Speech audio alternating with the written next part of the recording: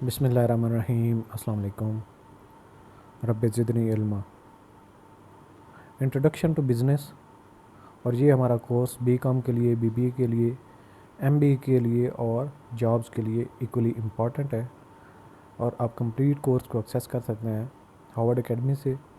Website given है और WhatsApp number भी गिवन है।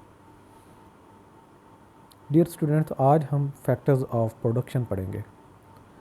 तो जैसा कि आपको नाम से ही जाहिर होगा कि जब हमने प्रोडक्शन करनी है किसी भी किस्म की हो, तो हमारे पास कौन से अवामिल हैं, कौन से एलिमेंट्स हैं, कौन से फैक्टर्स हैं जिनको हम बरूए कार लाते हुए, इस्तेमाल करते हुए प्रोडक्शन कर सकते हैं। तो प्रोडक्शन की नेचर सर्विसेज की प्रोडक्शन भी हो सकती है, गुड्स की प्रोडक्शन भी हो सकती है, तो एक मिक्स भी हो सकता है जिसमें सर्विसेज और गुड्स दोनों मिक्स हों। लेकिन हमारे पास कुछ ऐसी चीज़ें होनी चाहिए जिनको हम इस्तेमाल करते हम प्रोडक्शन कर सकते हैं। तो उनमें सबसे पहले labour, capital, entrepreneurship, physical resources जैसा कि लैंड वगैरह है। तो factors of production are resources और inputs that are required for the production of goods और services. The components of factor of production are, जो कि पहले नाम ले चुके हैं, यानी कि ये इनपुट है हमारे पास। और आपको पता है कि इनपुट नहीं होगा ना तो प्रोसेस होगा और ना उससे कोई आउटपुट होगा। तो इनपुट में हमारे पास प्रोडक्शन के लिए इन चार एलिमेंट्स में से मिक्सचर एक या दो या कोई भी सिंगल एट अ टाइम होना लाजमी है। तो लेबर में क्या क्या चीज़ आती है? लेबर में जितनी भी एचआर आती है, ह्यूमन रिसोर्स का इस्तेमाल, उसको लेबर कहते हैं। Labour is the most important factor of production. Labor are the people who work in an organization and provide physical and mental efforts in production process। तो इसमें दो बातें की गई कि एक तो फिज़िकल एफ़र्ट्स हो सकती हैं या फिर मेंटल एफ़र्ट्स हो सकती हैं। अब आपके पास एक आईटी का एक्सपर्ट है जो कि इंजीनियर है, सॉफ्टवेयर इंजीनियर लेट्स सपोज, वो मेंटल एफ़र्ट्स करता है। और एक हमारे पास मज़दूर हो तो वो फिज़िकल एफ़र्ट्स करता है। तो कहीं भी इंसान मौजूद नहीं है तो प्रोडक्शन को आप नहीं कर सकते। अल्टीमेटली ह्यूमन रिसोर्स ही वो चीज़ होती है जो उसको ऑपरेट करती है सिस्टम को, भले वो टोटली इनोवेटिव ऑटोमेटेड क्यों ना हो, मशीनरी बेस्ड ना हो। कैपिटल क्या होता है कि जो हमारे पास रिसोर्सेज हों, पैसा हो, उसकी जो है बाकी पैसे के अलावा आपके पास जो मशीनरी है या इस तरह की जो चीज़ें हैं वो कैपिटल में आती हैं। अगर किसी ने बिज़नेस सेटअप करना था तो एक ने अपनी फाइनेंशियल एड दी तो दूसरे ने अपना कोई कैपिटल ज़मीन वगैरह दे दी, तो वो कैपिटल ओवरऑल बन जाता है। लेकिन अल्टीमेटली हम अक्वायर इसको पैसे से ही करते हैं। कैपिटल इज़ द अमाउंट और property which is invested by investors in the business to produce goods and services. तीसरे नंबर पे क्या है कि एक बिज़नेस माइंड का होना भी ज़रूरी है। आपके पास हर एक माशरे में देख लें, हर एक के पास कुछ ना कुछ मौजूद होता है लेबर के हिसाब से।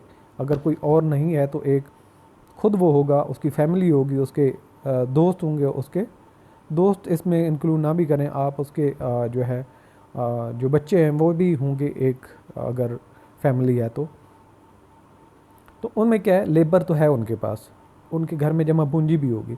लेकिन अगर बिज़नेस माइंड नहीं है तो वो उनके पास रुपया पैसा जो है या जो कैपिटल है, एचआर है, यानी कि ह्यूमन रिसोर्स है, वो ऐसे ही पड़ी रहेगी, उसका कोई इस्तेमाल नहीं है जब तक उनका बिज़नेस माइंड ना हो। बिज़नेस माइंड की कुछ क्वालिटीज़ होती हैं कि बिज़नेस माइंड क्या करते हैं तो बिज़नेस कोई ना कोई जनरेट होता है। तो उसके लिए कि जो एक इंडिविजुअल बिज़नेस माइंड होता है वो आइडेंटिफाई करता है, चीज़ें नज़र नहीं आ रही होती ना उसको कोई गाइड करता, लेकिन वो खुद अज्यूम करता है कि यहाँ पे कोई ना कोई गैप है जो मैं फिल कर सकता हूँ। तो वो अपॉर्चुनिटी, उस मौके को आइडेंटिफाई करता है, वो उसकी तलाश में रहता है और उसको जहाँ पे स्पेस मिलती है तो वो ये काम करता है। अब आपने कभी किसी के साथ थोड़ी सी वॉक किया हो दोस्त के साथ, तो उनमें से कोई ना कोई आपको आइडिया दे रहा होता है कि ये काम यहाँ पे नहीं है तो ये होना चाहिए, ये काम यहाँ पे नहीं है तो ये होना चाहिए, तो दूसरे जबकि उसकी तरफ सोच ही नहीं रहे होते। तो इट्स मीन कि उसकी जो आइडेंटिफाई करने की अपॉर्चुनिटीज़ को सलाहियत है और वो इस तरह का माइंड रखता है। इसके अलावा एलोकेशन ऑफ रिसोर्सेज, उससे अगली खूबी उस फ़र्द की होती है जो इंटरप्रेन्योरशिप करने वाला है, यानी कि बिजनेस माइंड पर्सन जो है, वो क्या करता है कि जब मौका मिलता है, जो चीज़ उसको नज़र आती है, तो वहाँ पे वो अपने रिसोर्सेज को एलोकेट करके बिज़नेस को स्टार्ट करता है। फिर क्या करता है, इस जो उसने अपॉर्चुनिटी को फाइंड किया, रिसोर्सेज को एलोकेट किया, उससे क्या हुआ, उसने बिज़नेस को रन किया और अपनी दौलत को बढ़ाता है। और ये सारा करने के प्रोसेस में वो रिस्क भी लेता है।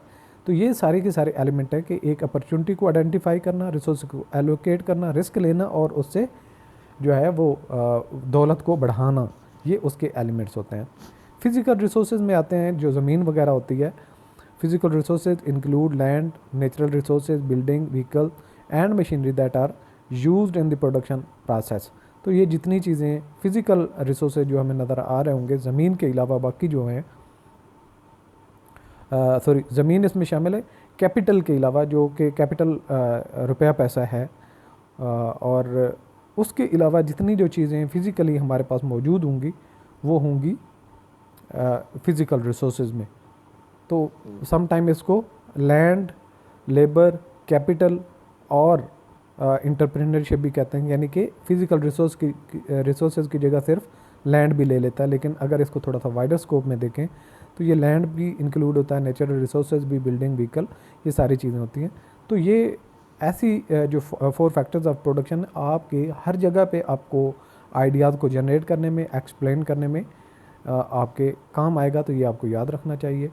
और आज के लेसन में इतना ही। खुदा हाफिज़।